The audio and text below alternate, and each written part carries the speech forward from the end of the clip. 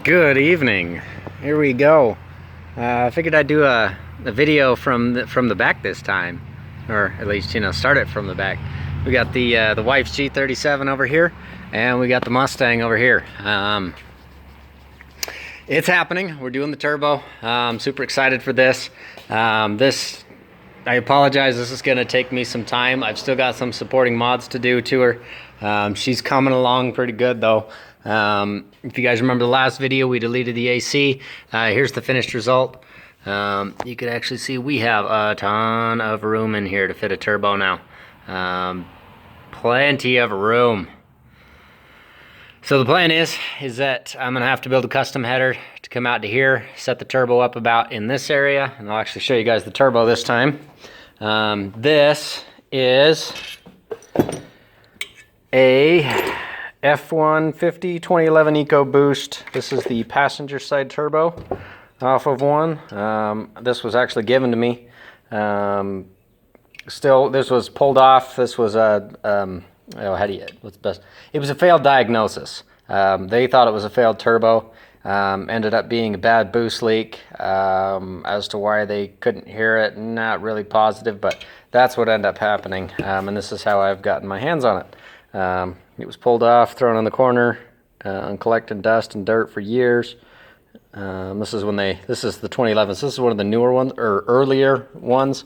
So this has been sitting around a shop forever and ever and ever. But as you can see, this is a pretty small turbo. Just a tiny little guy in there. Just itty bitty little guy in there. I went with this because in twin form with two of these on the F-150, they're making 15, 16 pounds of boost, something 330, 380, somewhere in the 300 range was the power they were making. Not bad. And that's really what I want. I want something that's going to spool up quick, because the stock bottom end is not going to hold up to 15 PSI. Not without some serious modifications. And we're not there yet. Someday I would like to set a motor about there. Tear it down, completely beef it up, build it, or, if I'm making good enough money, be able to send it out or even buy one that's already built. I'm going to keep it the same 3.8, maybe. I mean, if it's built, more than likely it's going to end up as a 4.2 stroker. But this is happening, and I am super excited. This is really nice because, it looks like a big unit from here. I've got 8.5 inch handspan. It's a pretty compact unit. It really is. Now I've got all kinds of gloves and stuff stuffed inside of it, trying to keep the dust and dirt out of it, because this has been floating around my garage now for about a year. You can see there's the exhaust side and the wastegate. It's just a really small unit. Even the inlet, this is only like an 1.25 inch inlet. It is tiny, tiny, tiny. And so I'm actually going to have to shrink down the stock header size to get to this, but there are benefits to doing that. Let me show you what this thing's stuffed in here. So this is about where I want it. I've got plenty of room. If I wanted to turn it all the way forward, I can. I've kind of got a lot of decisions and a lot of fabricating to do in order to make all this happen. But so far, it's coming along great. The very first issue that I had was trying to find a flange that would fit this. And I could not for the life of me find one. Now, granted, I didn't look, a whole lot of time, didn't spend a whole lot of time looking, but all of my normal, header supply, custom header component manufacturing type deal companies, I was unable to locate one of these. And the reason being is that on the F-150, these stock turbos actually bolt directly to the manifold, and it is a very tiny, tiny manifold. So the stock manifold is a very small unit. What could I use here for comparison purposes? Similar to about this size. So this is actually a passenger side manifold that I replaced. I thought it was making noise. It was actually just the gaskets were leaking. It wasn't the actual manifold. It wasn't the typical cracks that these get. Usually these crack down in here, or also here. I've also seen them crack here. Mostly that was, a lot of it was from a drain valve that wasn't routed correctly, or they just kind of cut a corner and didn't bother to notice where the evaporator core was draining, and it was draining right on the manifold and cracking them.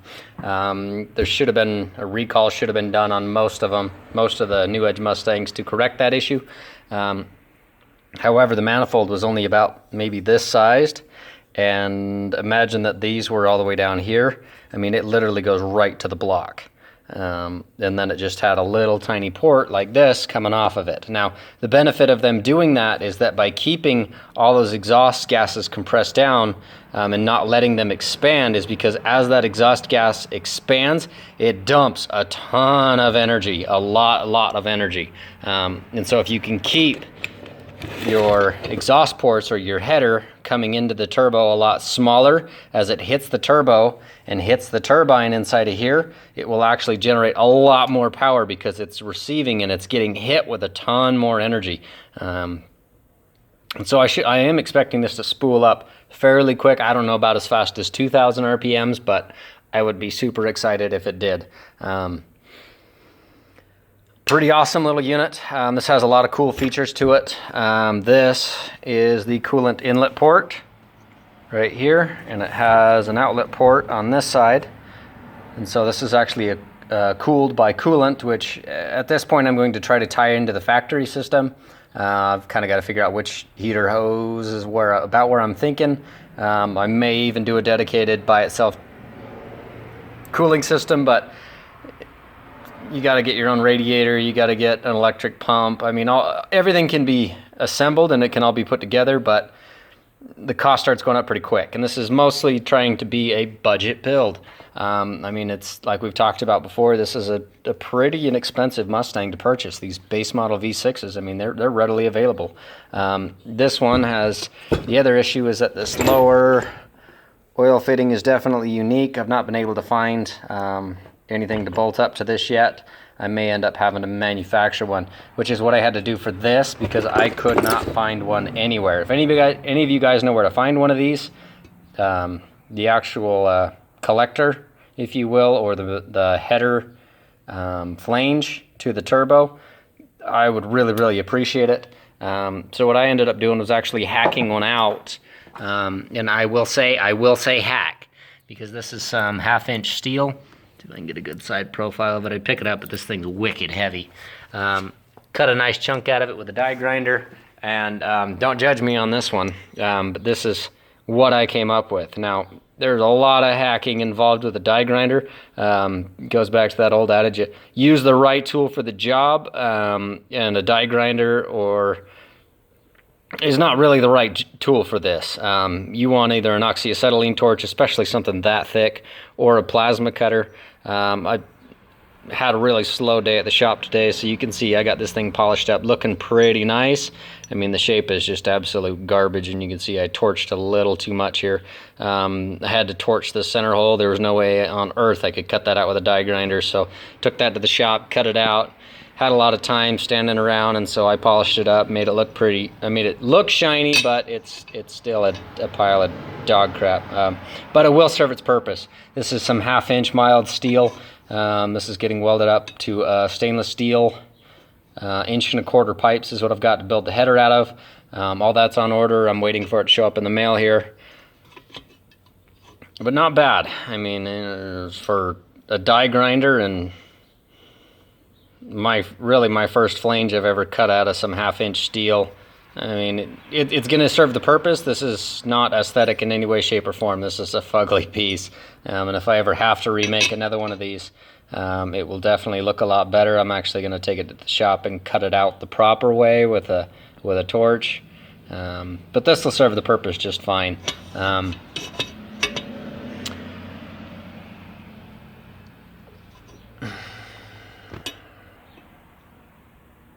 But yeah, this will serve the purpose just fine.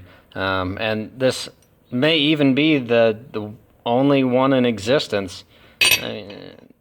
I'm sure somebody's made one, but I really don't know why, because if you're going to upgrade the turbos on your EcoBoost F-150 or your EcoBoost Explorer, whatever it may be, I would think you'd get a bigger turbo on it and completely do away with this. So this may be a one of a kind here, one of a kind looking piece of crap, but overall not bad.